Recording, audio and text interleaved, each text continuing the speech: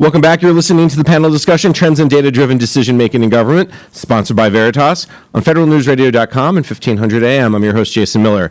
My guests today are Janice Glover-Jones, the Chief Information Officer of the Defense Intelligence Agency, Dr. John Pellegrino, the Deputy Assistant Secretary of the Army for Strategic Integration, Gary Wyckoff, the Chief Information Officer in the Office of Naval Research, and Jody Houck, the Executive Director for U.S. DoD and U.S. Intelligence Business Sector for Veritas. John, at the very end of that last segment, we were talking a little bit about this idea of culture change. We talked about records management a little bit. Jody brought up the fact that so much of the Air Force, for example, we don't unfortunately have anyone on our panel from the Air Force, but the Air Force, for example, is spending so much of their money on storage. It's their second biggest cost.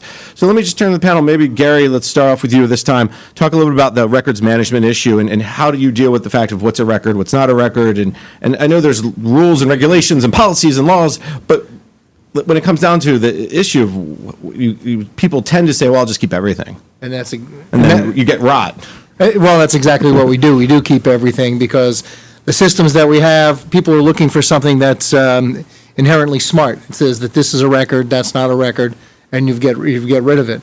You know, when I first got over to Office of Naval Research, they want to keep all their email. And so this email you were talking about earlier about so-and-so went to lunch, we have those records. Nobody wants to delete anything, and they want to always hold on to it. And so the storage continues to grow, and now the Navy is implementing a system called Don Tracker, which is the records management system that will be used throughout the department, and it will come with the set rules. But once again, it's up to the individual to decide, based on the guidance, what is a rule, what is a record, what is not a record. And I think we'll end up being in the same boat that we're in now. People will not make a decision, and they'll default to everything. And so there's got to be an aspect of training in there. People understand what's important, what should be a record, what's not a record, and label them accordingly. And I think one of the things you point out is people will always be more conservative than or risk adverse because the IGs and the GAO and FOIAs and everything else that can come in, it's better safe than sorry. Janice, let me turn to you. How big of a challenge is this from your perspective? Because you never know what data may be most important as you guys are going through doing intelligence and analysis. Yeah, so for the intelligence community, as a part of ISITE, we came out with a principle that data is going to be used as an IC asset, so not solely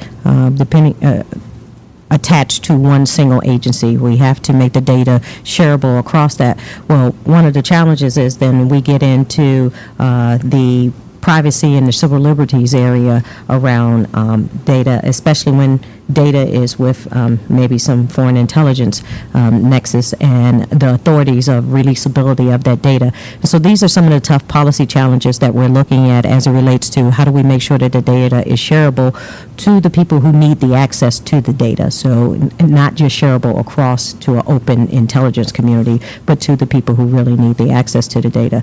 And so that's one of the issues we're also looking at. We're looking at records management as well as, because right now all of our policies on retention are not the same throughout the IC, and so how do we get to one unified approach, and then that gets into data stewardship and data ownership and all of these. And then what I would just say is there are a lot of opportunities out there for us to continue to work, and we have good teams on them that are working it today to come up with what is the best solution for the mission set that we satisfy. And I think one of the things you said, it's a policy challenge. There's so much of this technology we talk about. We always want to blame the cloud or blame the lack of cloud or whatever it is that we're not doing or should be doing. And as you said, there's a system to make it easy as the Navy is doing. But then it comes back to the training piece. I mean, how much of time are you guys spending on that training piece? Because there's so many people don't necessarily see it as important. So what I tell the people is the technology piece is actually the easy piece. It gets into dealing with the policies, and then the culture piece comes in because we're talking about changing behaviors and how people operate. We're changing business models and operating models internal to all of our agencies to be able to take advantage of the advanced technologies that are out there. And so for me, I've started a huge training initiative for my IT workforce, but also on the mission side of our organization at DIA, we're looking at what are those training implications for our workforce, what are the skills we need to look for in future recruiting of the workforce in analysis, in our collection, or over in our S&T areas. So there's a large effort going on trying to define what are the skills for the future, what are the skills today, what are the gaps, and then how do we close those gaps through training our existing workforce and also recruiting future workforce. John, let me turn to you and let's pull us back from the culture issue since you brought it up initially. One of the things about culture is also, as people are giving tools, as people are giving new processes, they have to understand why they use it or how it's being used, which is, as I think Janice was saying, it's also a training issue. But from your perspective, are the tools there as well? I mean, is there data management tools that can help make these decisions, like as Gary talked about with the Navy? Barely. And that's precisely the problem. If you want just to put our own problems in context, think about it. Our emails and positions such that we have, anywhere between 100 and 200 a day. That extra time to label each and every email or delete such, etc. There are many emails that I only read the subject line on. And that's as far as I'm able to go if I want to keep up. So I use filters. There's information architectures that can start to get at that, intelligent agents, other things that are beginning to be developed that are really in their infancy that we can hopefully exploit. Now, as Janice has pointed out so well, right now it's a matter of training and establishing rules and going out there, and Gary mentioned this as well, but you got to start there, but hopefully for the future we can do something a little bit different. All right, Jody, tell us how the cloud's going to rescue us a little bit. So not necessarily with the training piece, we wish, but... So that's really interesting. Every organization has a data berg. An iceberg, you have a data berg. And of that data berg, you probably know maybe the top 15% of it, it's tagged, labeled, it's identifiable. The unstructured data is the wild, wild west. You have risk in that unstructured data. You have people's personal information flying around, your internal internets. We think a way to get started with this data management challenge is to first look at and get a handle on what you have. What do you have? Who's used it? How long ago? Was it accessible? And although you can't tag everything, you can at least get insight into your entire data holdings.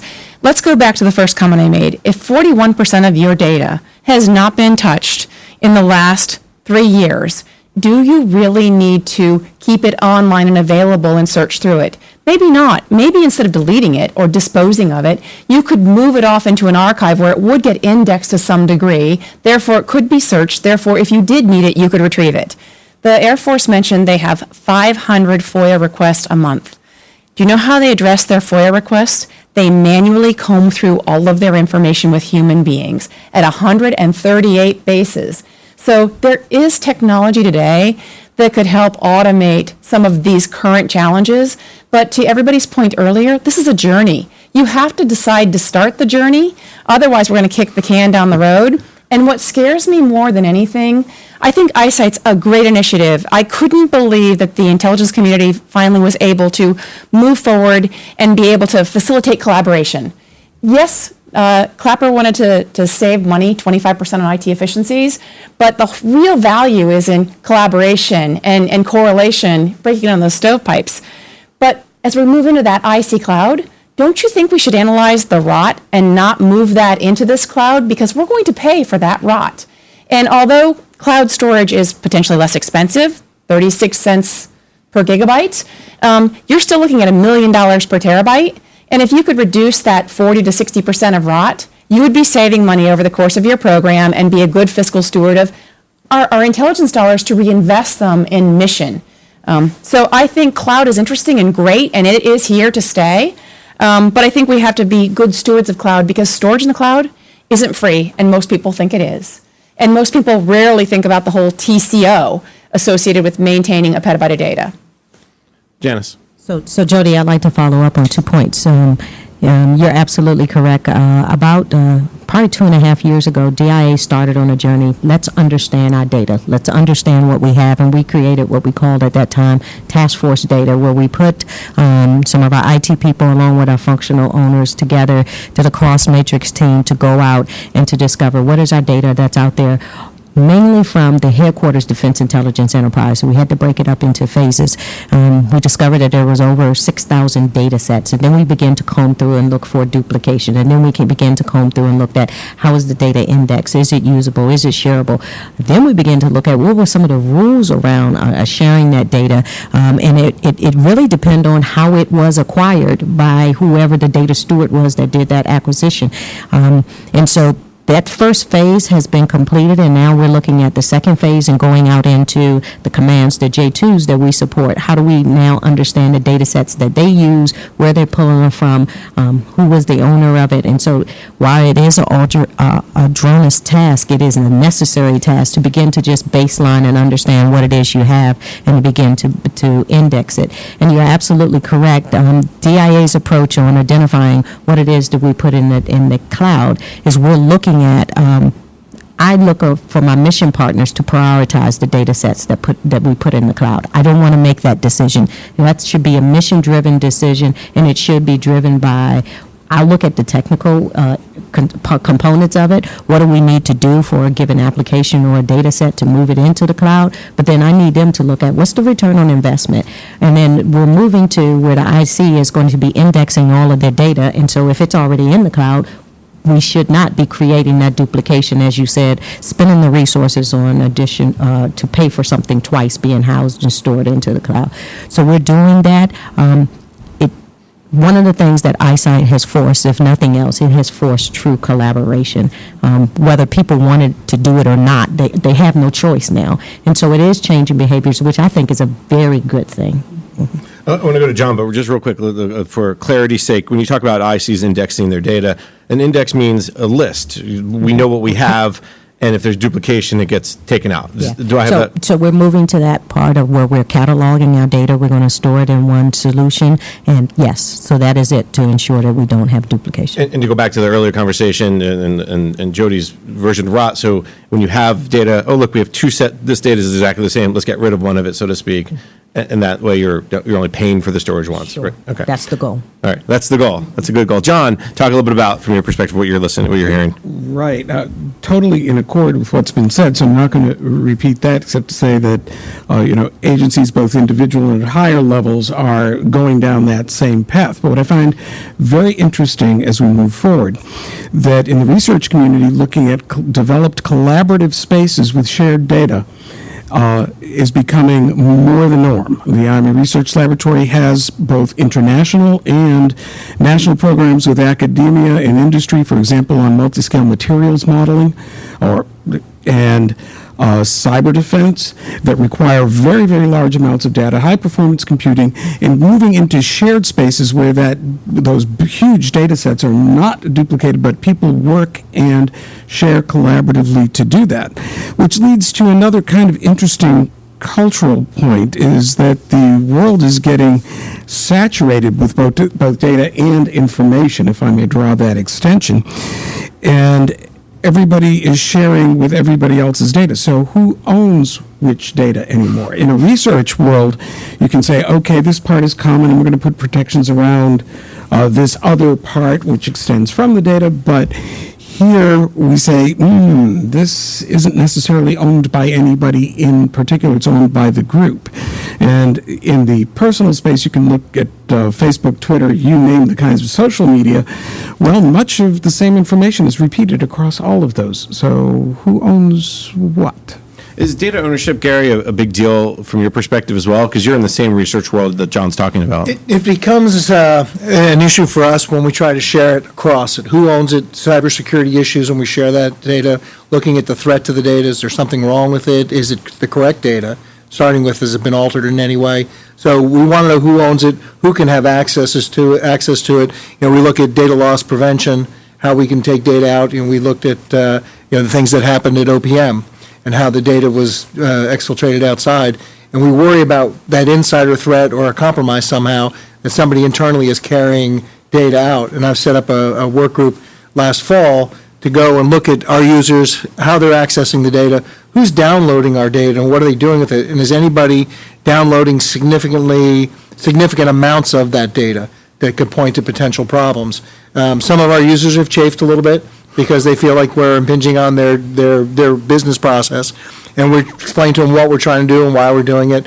And we haven't stopped anybody from doing anything, but we are more aware of what's going on. So sharing data, while it was pretty much free and open, Wild West kind of stuff, now we're a little bit more cautious of it, especially since OPM. When we talk about ownership, and I'll just kind of throw it out to the panel, so maybe whoever wants to jump in on this, does that mean the chief data officer, the chief data scientist, whatever title you want to give, do you need a person who's responsible for the oversight, the management of data versus owning the data? I don't know. Gary, lead us off. So from our side, the user owns the data. The creator of it is the owner. We don't have a central authoritative figure, chief management officer or something like that, that is controlling the access to the data. It's not, but again, just to jump in, it's not so much the mission owns it, but if it's being shared with John and Janice and they manipulate it, someone's got to have some rules around, can you manipulate it, or is it read only, no write? Janet's shaking her head, yes, read only. No, but I was agreeing with you that you have to establish all of these policies as well as all of these business rules around the sharing the data, which is just a tedious task, but it's a necessary task.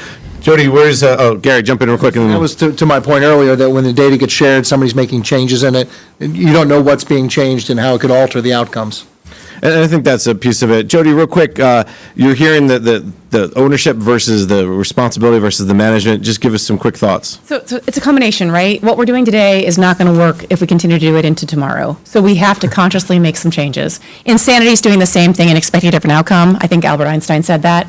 I quote it all the time. It's one of my mottos in life. We need to manage all our information, not just records. The problem of having individuals own the data and decide whether it's valuable or not valuable is a cultural change we have to make, because I'm going to keep everything because I'm a data hoarder, because it's easier than calling things out. We have to have policies. We have to meet legal issues. We have to meet regulation issues. There are tools you can help embed and assign to those particular challenges. We have to define retention periods, and we have to really analyze those. Volume does not equal value. And if we continue to have that mindset, we are going to be out of business because we won't be able to answer any questions. So I think identifying where information is, who used it, does it have value, and then ensuring that you actually create retention policies and follow them so you have a defensible disposal or defensible dispensation policy is where we have to begin. And my position is, there's 3 ways we can get started right now. One is gain visibility in your data. I'm not saying it's simple, but start with the rot. Start with that data that has not been touched. That's pretty simple to do. You could actually make a difference. In a 10 petabyte environment, if you got rid of rot, you would save $20 million a year. That's a big number. The other thing I would tell you is take action. Find out your answers and then act on them. We're really good in bureaucracies about having a meeting and then having another meeting and then having another meeting. Let's take action. And then the third thing is somebody has to assume control. So I get that NGA has different authorities versus NRO versus NSA, but somebody has to take control and set a policy and begin to move in a direction. Otherwise, in 20 years, we'll be having the same conversation. So humbly, I think we can get started, and I think industry wants to help all the DoD and IC communities begin to move down a path. I think those are 3 great starting points, and we're going to take a break on that note as well. And when we come back, we'll talk maybe more about those starting points. You're listening to the panel discussion, Trends in Data-Driven Decision-Making in Government, sponsored by Veritas on federalnewsradio.com and 1500 AM.